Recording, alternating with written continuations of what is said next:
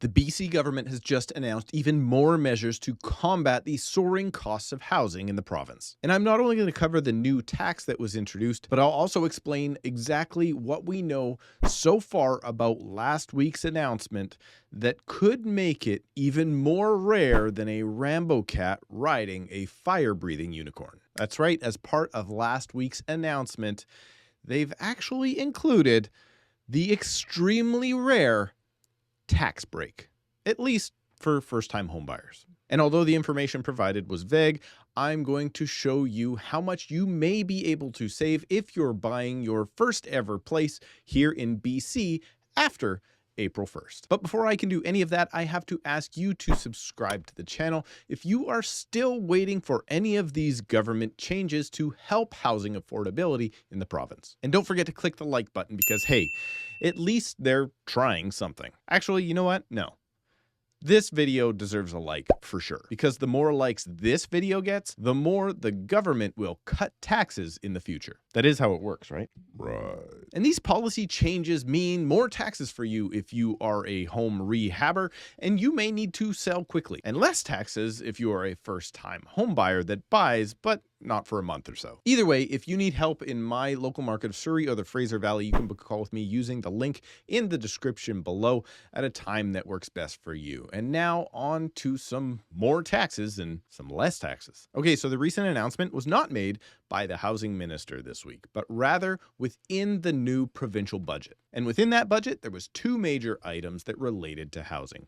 First is the new home flipping tax. Simply, this is a tax of 20% of the lift or the profit on any home in the province, yes, even a principal residence, if that home is sold within 12 months of it being purchased. And then there's a sliding scale in the second 12 months. This is positioned as a way to stop homeowners from having to compete against home flippers in the market. And yes, this is on top of the fact that just recently there was changes that if you were flipping homes, that was no longer capital gains tax, and it would then be looked at as federal income tax, which is a higher tax bracket and was already a federal anti-flipping tax. But that was then most often only applied to secondary properties or flips. This new BC tax will apply to all properties, even if you live there, with exceptions made apparently for separation, divorce, death, disability, illness, relocation, involuntary job loss, changes in household membership,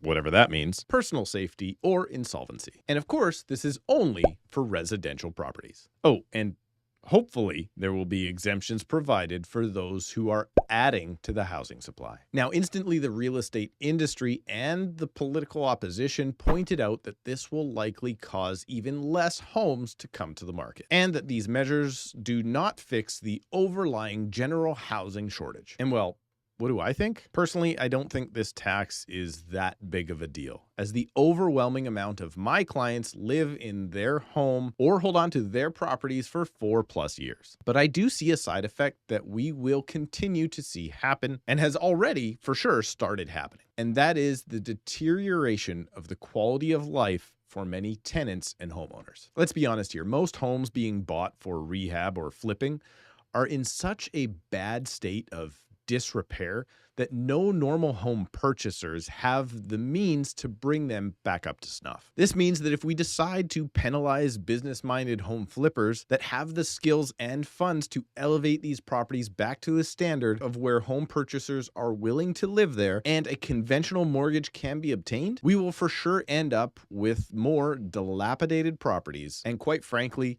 slum-style rentals. That is until at least the end of the 2-year period, where the landlord then renovicts the tenant to eventually sell the property and make their profits. And if you're currently in the middle of a flip right now, you had better get your property ready for sale, as you want to make sure the deal closes before this new tax is implemented on January 1st, 2025.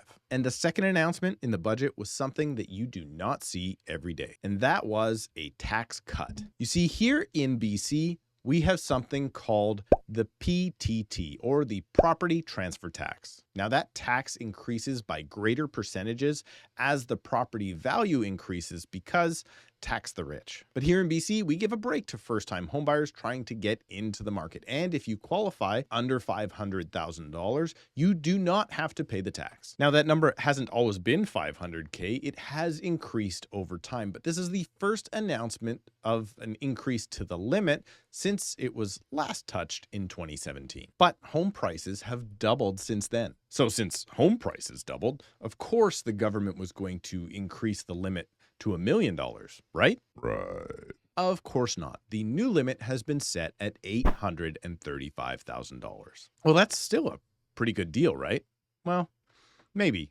Now, let's look at the fine print. Because no, you cannot have a tax break without a catch. And believe it or not, this catch, not only am I not totally mad about, it could in fact save you up to $8,000 on your purchase. That is, if you qualify for the exemption. To illustrate what I mean, let's walk through some examples so you can better understand, with the disclaimer that this press conference was very vague. And this is only my interpretation of the information that I have now, and that this could be subject to change at any time. You see, if you bought a property previously in BC as a first-time home buyer for $500,000, which in my market of Surrey is a one-bedroom condo, you could be exempt from paying transfer taxes if you qualify and save yourself $8,000, which, by the way, cannot be financed in and would have to be paid for on top of your closing costs. But if you bought a property at $650,000, or what is probably a two-bed, two-bath condo, you would then owe the entire transfer tax,